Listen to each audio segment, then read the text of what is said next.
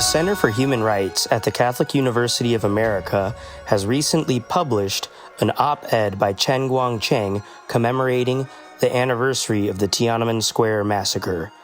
To view this article, check the link in the description or go to humanrights.catholic.edu.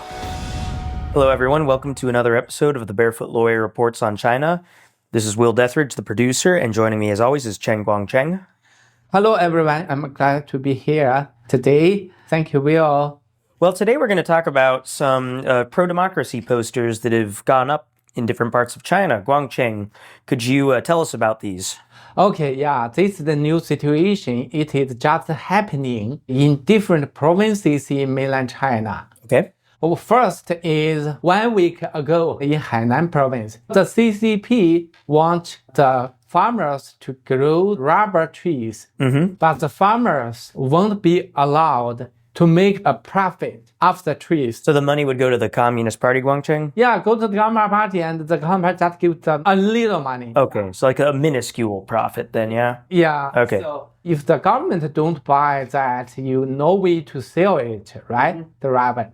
So because the farmers are growing their own trees, but the CCP is cutting them down. Right, and replacing them with rubber trees, yeah? Yes.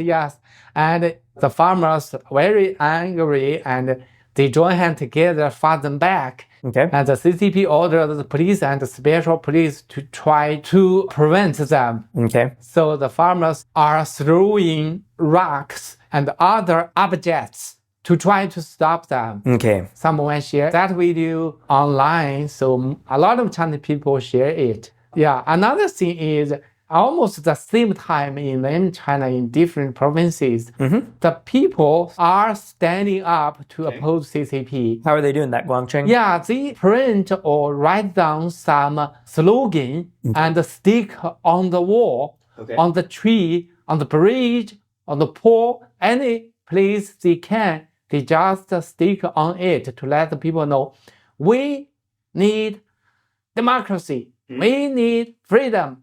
Xi Jinping go away, like that. Some people went to the police station gate and put on it. So that is not unique to just one place. Of course, the CCP still wants to use the surveillance system to control the people, right? Yeah. But more and more people will stand up to protect their rights, I think. Yep. So that is a good situation. And this is all happening right around the same time that President Donald Trump and Xi Jinping have met, right? Yeah. At that time, Xi Jinping flew to South Korea, right? Yeah. And they met Donald Trump there. Of course, a lot of people in mainland China, they are laughing about how Xi Jinping had to read his statement from a little book, while President Trump could say anything he wanted. Right. Very different styles, right? Yeah. Yeah, very different. Donald Trump can give a speech anywhere. He needn't prepare about that, right? Everything has to be scripted, yeah? Yeah. So Guangcheng, what did you think of the meeting? some CCP supporters say Xi Jinping got what he wanted. Okay. But in fact, we can see Donald Trump just make the tariffs a little lower from 57% lower to 47%. Okay, why do you think he did that? Yeah, he did that just because the CCP tried to use rare earth metals to control the US. But now the CCP has agreed to give the US more access to rare earth metals. Gotcha, okay. And the CCP will buy a lot of soybeans from the US too. Okay, gotcha. Yeah, the rare earth metal is the only way the CCP can give the US trouble in short time. Right, that's their leverage, right? Yeah, I believe the US prepared to push companies to try to practice how to mine the metals from different places. Right, they're all over the world. Yeah. Including in the United States. Yeah, so I believe after 1 or 2 years, we will be less dependent on China for rare earth metals. Right, because we'll get them from other places, right? Yeah.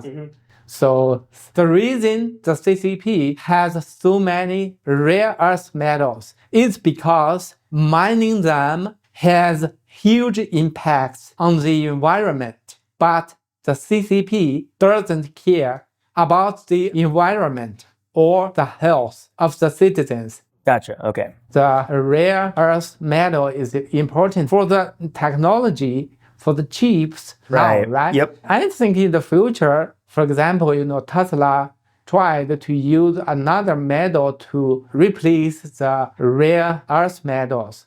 So it looks like short-term victory for the CCP, but in the long term, they are in trouble. Okay, I gotcha. Yes. Well, are there any other significant things that you noticed from the Trump-Xi Jinping meeting?